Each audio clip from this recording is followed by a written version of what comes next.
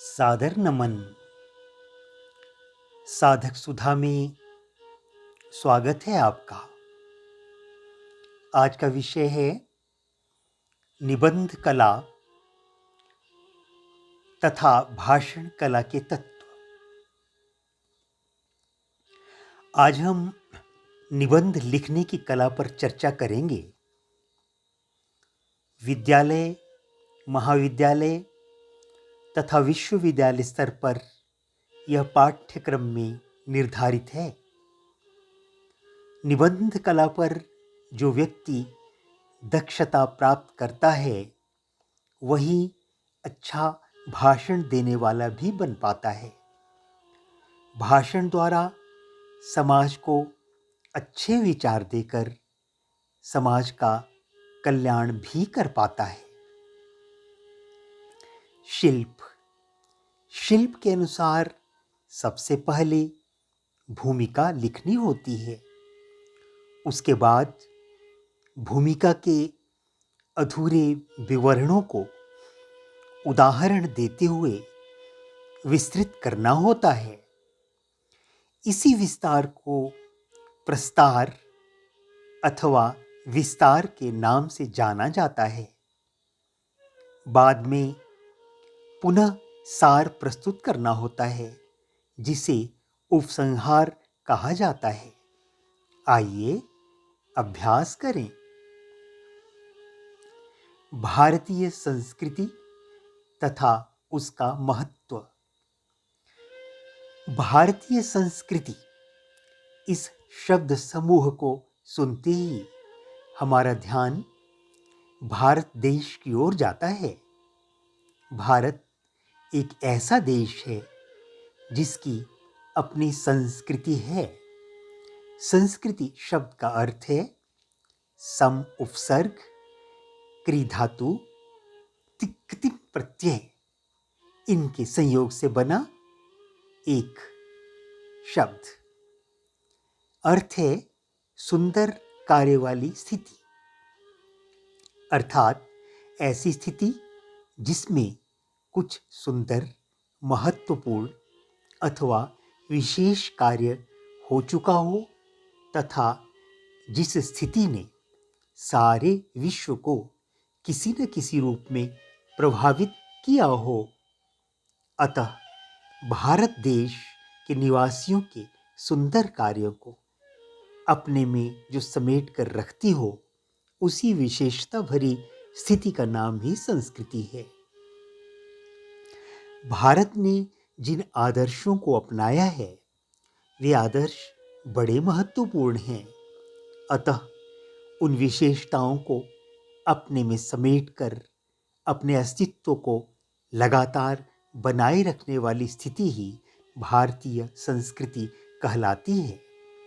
हमें भारतवर्ष की विशेष स्थिति की चर्चा भी करनी पड़ेगी तथा ऐतिहासिक घटनाओं का विवरण वास्तविक रूप में प्रस्तुत करते हुए विशेष तत्वों की चर्चा में लाना पड़ेगा,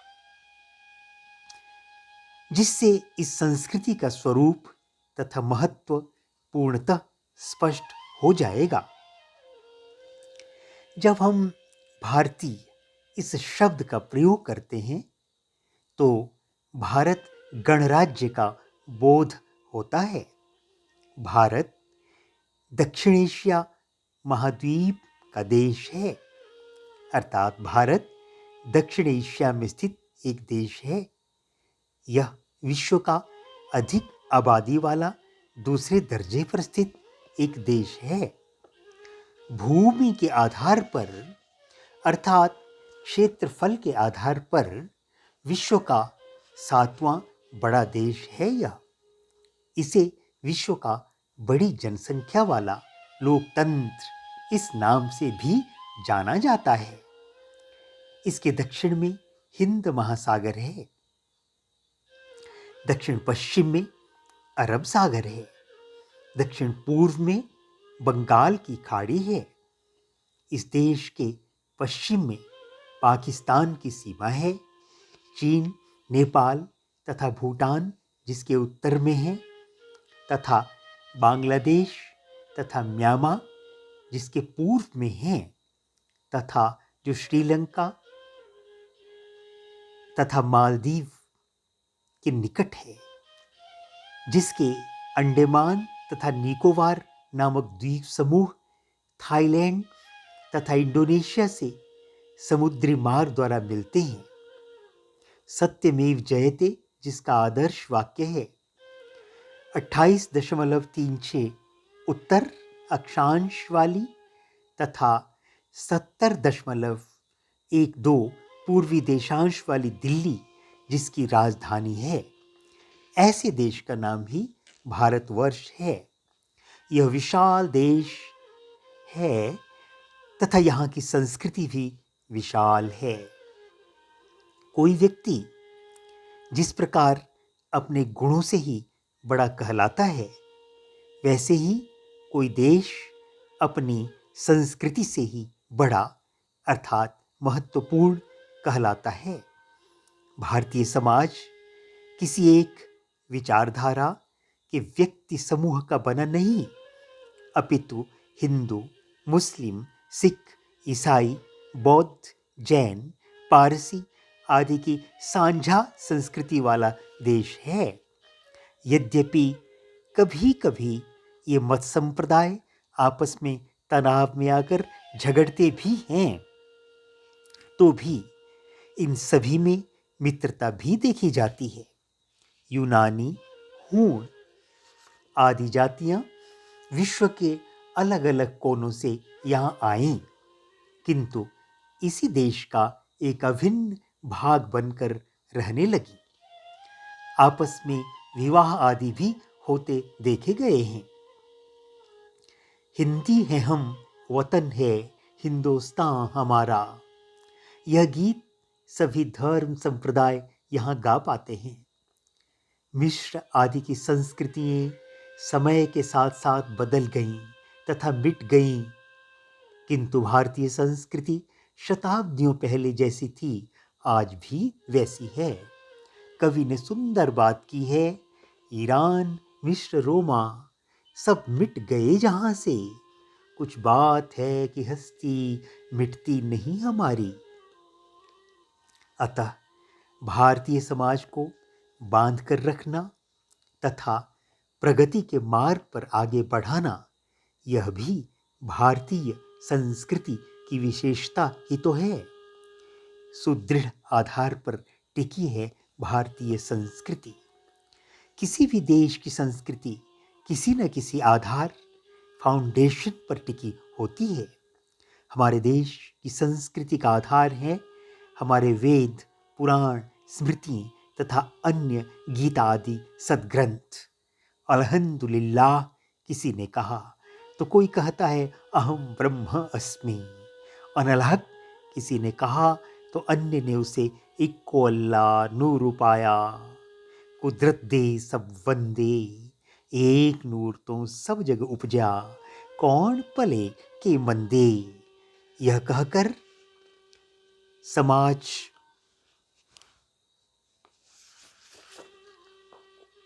को और अधिक बलशाली बना दिया गया। गीता, कुरान, बाइबल, गुरु ग्रंथ साहिब आदि ग्रंथों की एक समान शिक्षाएं हैं तथा एक सुखी मनुष्य तथा सुखी समाज की रचना करना ही हम सभी का लक्ष्य है।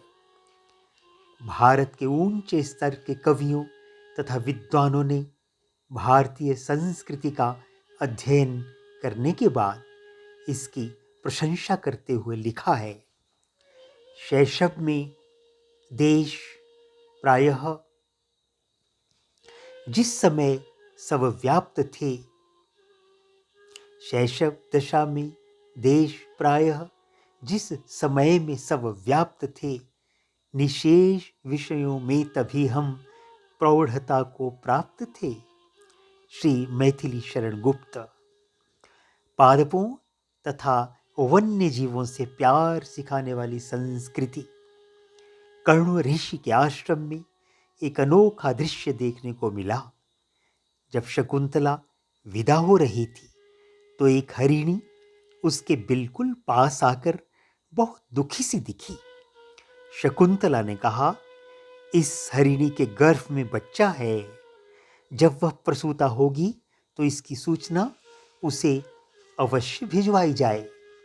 शकुंतला प्रतिदिन पहले फूलों को जल से सींचती थी, तभी जल ग्रहण करती थी।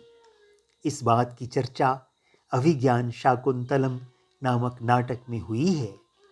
इससे पता चलता है कि वह प्रकृति से प्रेम रखने वाली थी।